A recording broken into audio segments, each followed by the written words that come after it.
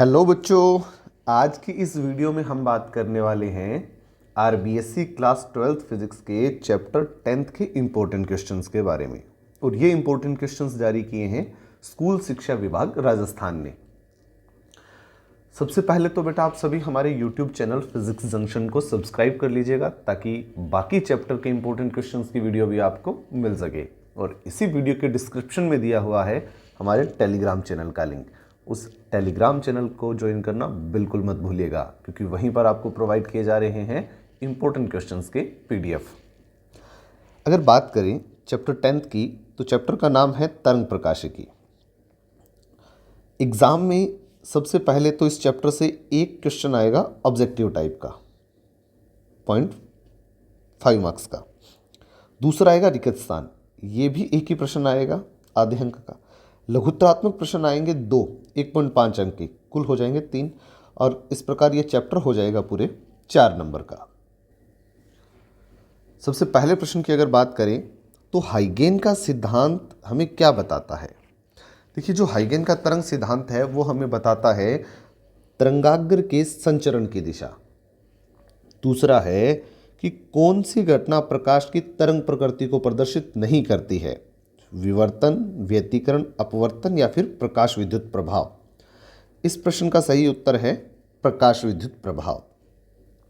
Next, 3000 angstrom तरंग दैर्ध्य वाले प्रकाश की आवृत्ति क्या होगी। देखिए, हमें यहाँ पर लैम्डा का अमाउंट दे रखा है जो कितना है, 3000 एंगस्ट्रॉम है। इसको मैं लिख सकता हूँ 3 × 10⁻⁻7 मीटर। अगर हमें न्यू फाइंड करना है तो अमाउंट ऑफ न्यू कितना हो जाएगा, फॉर्मूला होता है c/λ। c का मान है 3 × 10⁸, लैम्डा का मान है 3 × 10⁻⁻7। 3 से 3 कैंसल आउट हो गया, ऊपर 10⁸ तो था, ऊपर 10⁻⁻7 को जब ऊपर लेकर के जाएंगे तो ये प्लस में कन्वर्ट हो जाएगा, ये हो जाएगा 10⁻15 हर्ट्ज। ये आवृत्ति का मान हमारे पास आया है। तो तीसरे प्रश्न का ऑप्शन बी सही होगा, 10⁻15 चक्र प्रति सेकंड।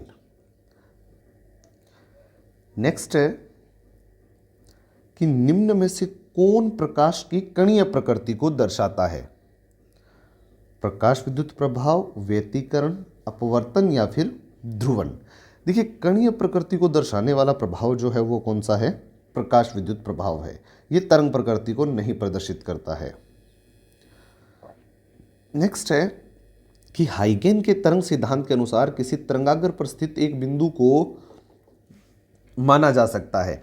एक फोटोन मान सकते हैं, एक इलेक्ट्रॉन मान सकते हैं, या तरंग का एक नया स्रोत या फिर न्यूट्रॉन। देखिए, हाइगेन ने क्या बताया था, हाइगेन ने बताया था कि तरंगाग्र का प्रत्येक बिंदु एक द्वितीयक प्रकाश स्रोत की भांति व्यवहार करता है, तो वो तरंग का एक नया स्रोत बन जाएगा। फिर है कि साबुन का एक बुलबुला किस कारण से रंगीन दिखाई पड़ता है। देखिए, साबुन का जो बुलबुला है वो व्यतिकरण की घटना के कारण रंगीन दिखाई पड़ता है। फिर है कि 2 तरंगे कला संबद्ध कहलाती है यदि इनमें आयाम समान हो, तरंग दैर्ध्य समान हो, या फिर आयाम व तरंग दैर्ध्य दोनों समान हो। नेक्स्ट है कि तरंग दैर्ध्य समान हो और कलांतर नियत हो। देखिए, कला संबद्ध तरंगे वो हैं जिनके अंदर कलांतर नियत होता है और तरंग दैर्ध्य समान होती है। तो इस प्रश्न का ऑप्शन डी सही हो जाएगा। नेक्स्ट, कि यंग के प्रयोग में दोनों स्लिटों के बीच की दूरी आधी, स्लिट व पर्दे के बीच की दूरी दुगनी करने पर फ्रिंज चौड़ाई पर क्या प्रभाव पड़ेगा। वो अपरिवर्तित रहेगी, आधी हो जाएगी, दुगनी हो जाएगी, या फिर 4 गुना हो जाएगी। देखिए, फ्रिंज चौड़ाई जो है बी, इसका फॉर्मूला होता है λ/d। जैसा कि यहाँ बताया है, दोनों स्लिटों के बीच की दूरी आधी, स्लिट व पर्दे के बीच की दूरी दोगुनी कर दी जाए। तो जो नई फ्रिंज चौड़ाई है उसमें क्या करेंगे, λ ये दूरी दोगुनी करनी है और ये वाली जो दूरी है वो आधी करनी है। इसको मैं लिख सकता हूँ 2 × 2 λd/d। तो इस प्रकार बी डेस का मान कितना मिल जाएगा, 4 λd/d। बी डेस बराबर 4। और लैम्डा डी बटा डी को हम लिख सकते हैं बी, तो बी। इस प्रकार क्या हो जाएगा कि नई जो फ्रिंज चौड़ाई है वो पुराने मान का कितना गुना हो जाएगी, 4 गुना, तो हम बोल सकते हैं 4 गुना हो जाएगी। नेक्स्ट है कि फ्रेनल के प्रयोग में फ्रिंज चौड़ाई निम्न में से किस पर निर्भर करती है। देखिए ये प्रश्न फ्रेनल के द्विप्रिज्म प्रयोग से रिलेटेड है, जो कि अब हमारे सिलेबस में नहीं रहा है। फिर है कि किसी अवरोध के किनारे पर प्रकाश के मुड़ने की क्रिया क्या कहलाती है, परावर्तन, अपवर्तन, विवर्तन या फिर व्यतिकरण। इस प्रश्न का सही उत्तर होगा विवर्तन। फिर है कि ध्रुवण ही वह घटना है जो यह बताती है कि प्रकाश तरंगों की प्रकृति कैसी होती है। प्रकाश तरंगों की प्रकृति ध्रुवण की घटना के अनुसार कैसी होती है, अनुप्रस्थ। नेक्स्ट है कि प्रकाश संचरण की दिशा तरंगाग्र की होती है, तरंगाग्र के लंबवत होती है। फिर तरंग की तरंग दैर्ध्य जितनी अधिक होगी उसका विवर्तन उतना ही होगा। देखिए तरंग की तरंग दैर्ध्य जितनी ज़्यादा होगी उसका विवर्तन उतना ही अधिक होगा, दोनों एक दूसरे के समानुपाती है। नेक्स्ट है कि ध्रुवित प्रकाश में जिस तल में दोलन होते हैं उस तल को क्या कहते हैं, उस तल को बोलते हैं हम कंपन तल। नेक्स्ट प्रश्न है कि किसी तरंग के लिए पथांतर व कलांतर का अनुपात क्या होता है। ये अनुपात होता है लैम्डा बटा 2 पाई, क्योंकि पथांतर डेल्टा एक्स बटा लैम्डा होता है और कलांतर डेल्टा फाई बटा 2 पाई होता है। तो डेल्टा एक्स बटा डेल्टा फाई निकालेंगे तो ये मान आएगा हमारे पास लैम्डा बटा 2 पाई। फिर है कि व्यतिकरण में संपोषी व्यतिकरण अथवा दीप्त फ्रिंज प्राप्त करने के लिए पथांतर कितना होता है। देखिए जब संपोषी व्यतिकरण की घटना आएगी ना उस टाइम पथांतर n लैम्डा होगा, यानी कि लैम्डा का पूर्ण गुणज। और जब बात विनाशी व्यतिकरण की आएगी तब कितना हो जाएगा, तब हो जाएगा 2n+1 लैम्डा बटा 2 हो जाएगा। इसके बाद में कुछ और प्रश्न है कि मेलस के नियम से संबंधित सूत्र लिखो। देखिए मेलस का नियम का सूत्र होता है I बराबर I0 cos square theta. Next है कि प्रकाश को ध्रुवित क्यों नहीं किया जा सकता। देखिए प्रश्न में कोई एरर है, क्योंकि प्रकाश को ध्रुवित तो किया जा सकता है। यहाँ पर शायद ये लिखना चाहते थे कि प्रकाश को ध्रुवित किया जा सकता है, प्रकाश तरंगों को, लेकिन शायद ध्वनि तरंगों को ध्रुवित नहीं किया जा सकता, ऐसा कुछ लिखना चाहते होंगे। अगर ऐसा था तो इसका जवाब ये होगा कि क्योंकि प्रकाश अनुप्रस्थ तरंगे हैं, वह ध्वनि तरंगे कैसी है, अनुदैर्ध्य। वह ध्रुवण की जो घटना है केवल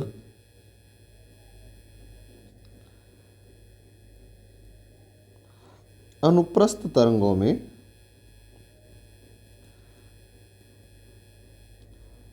होती है।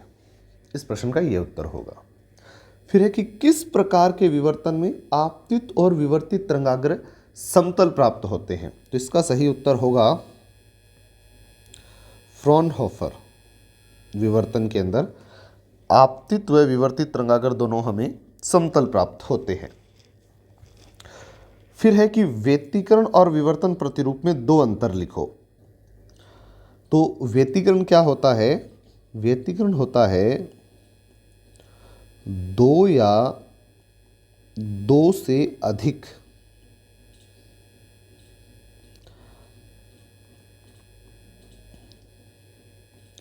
समान आवृत्ति की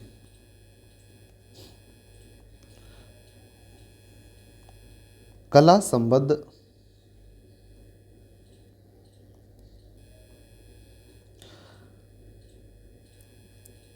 तरंगे परस्पर अध्यारोपित होती है।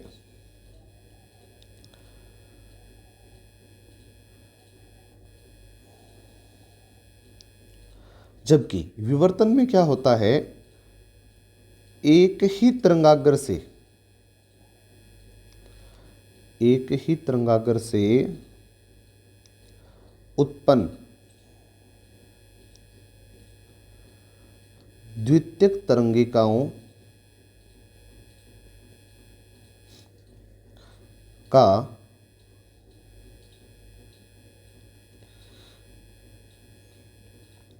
अध्यारोपण होता है तो विवर्तन की घटना होती है। फिर आता है कि प्रकाश का ध्रुवण किसे कहते हैं। प्रकाश का ध्रुवण देखिए क्या होता है,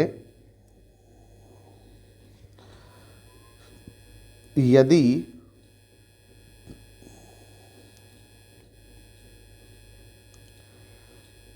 किसी प्रक्रिया द्वारा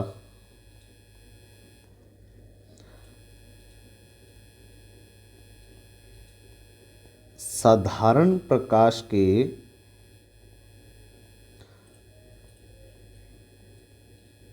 विद्युत सदिश के कंपनों को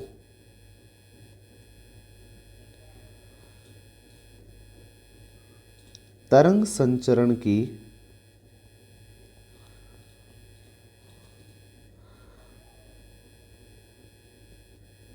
दिशा के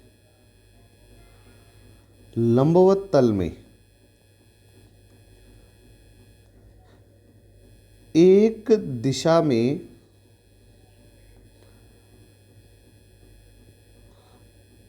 सीमित कर दिया जाए तो यह घटना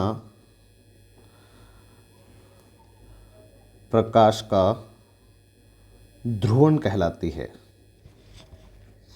अगर हम क्या करें, साधारण प्रकाश के जो विद्युत सदिश के कंपन हैं उनको तरंग संचरण की दिशा के लंबवत सिर्फ एक ही दिशा में सीमित कर दें तो यह घटना प्रकाश का ध्रुवण कहलाती है।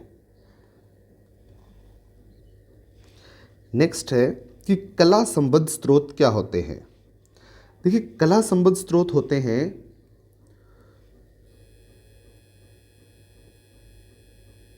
वे प्रकाश स्रोत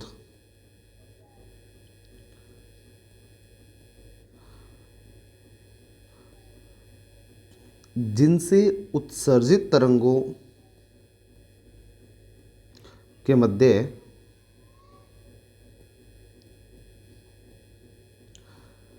कलांतर का मान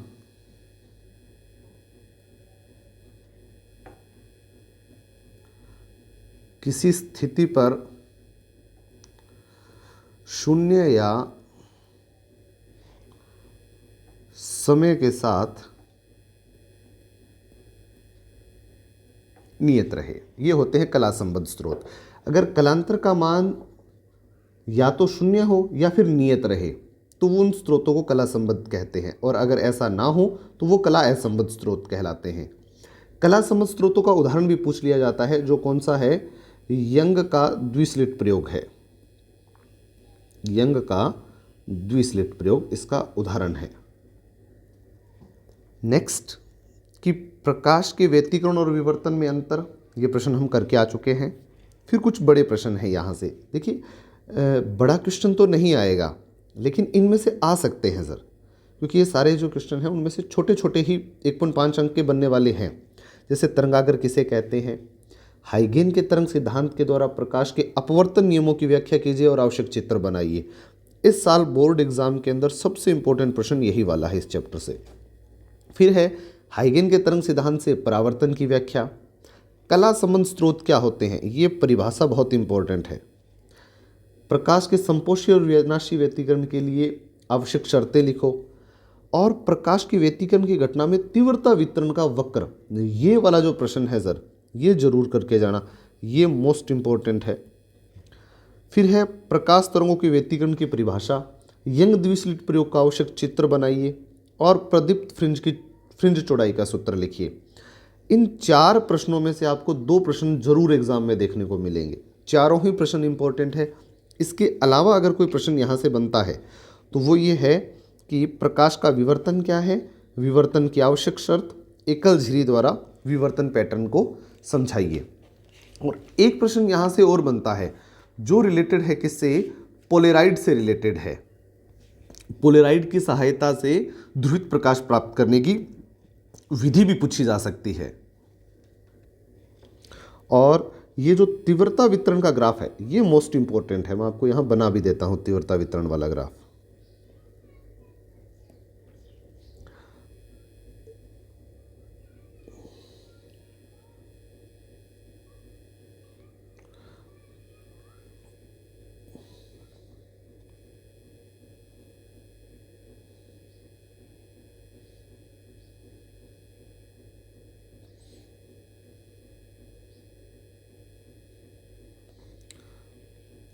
देखिए यहाँ है तीव्रता और इधर की ओर है कलांतर, दोनों तरफ ये है O बिंदु। कलांतर यहाँ कितना है, 0 है, यहाँ पाई है, यहाँ 2 पाई, यहाँ 3 पाई, यहाँ 4 पाई और यहाँ पर है 5 पाई। 0 है, इधर माइनस पाई, माइनस का 2 पाई, माइनस 3 पाई, माइनस 4 पाई और यहाँ है माइनस का 5 पाई। तीव्रता जो अधिकतम प्राप्त होती है हमें, आई मैक्सिमम, इसका मान होता है कितना, 4I0। ये प्रश्न एग्जाम में पूछा जाता है। व्यतिकरण के अंदर अधिकतम तीव्रता का मान कितना है, जो कितना है 4I0। फिर एक पूछा जाता है यहाँ से इस चीज़ के लिए, ये कौन सा मान है, ये है माध्य मान, औसत मान जिसको बोल देते हैं। इसका मान कितना होता है, 2I0 होता है। ये वाला ग्राफ जो है वो एग्जाम में आपको जरूर देखने को मिल सकता है। और इससे रिलेटेड 2 छोटे प्रश्न भी है, अधिकतम तीव्रता 4I0 और व्यतिकरण प्रारूप के अंदर औसत तीव्रता कितनी होती है, 2I0 होती है। तो बच्चों ये थे इस चैप्टर से रिलेटेड कुछ इंपॉर्टेंट क्वेश्चंस। यहाँ से न्यूमेरिकल आने की संभावनाएं थोड़ी कम है, अगर आता भी है तो 2 ही प्रकार के न्यूमेरिकल बनते हैं, एक तो मेलस के नियम से रिलेटेड और दूसरा बनता है अधिकतम और न्यूनतम तीव्रता व्यतिकरण वाला। तो आप सभी इस चैप्टर को बहुत अच्छे से तैयार कीजिएगा। आज के इस वीडियो में बस इतना ही, मिलते हैं एक नई वीडियो के साथ, तब तक के लिए गुड बाय, टेक केयर।